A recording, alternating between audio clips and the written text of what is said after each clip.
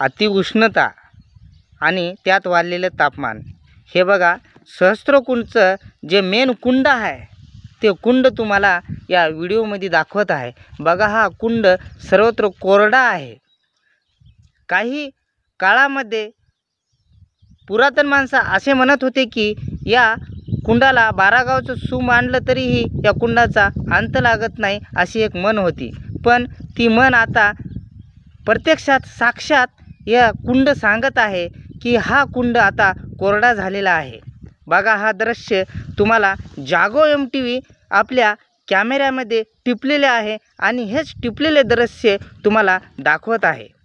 हा सर्वत्र कुंडाचा परिसर आहे आणि मेन ही कुंडाची जी खड्डा आहे तुम्हाला ते जागो MTV दाखवत आहे।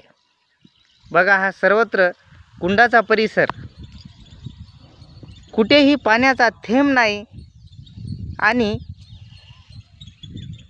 दगडाशिवाय काही दिसत नाही। मी मनोज विश्वनाथ तपासकर, जागो MTV साठी सहस्त्रकुंड।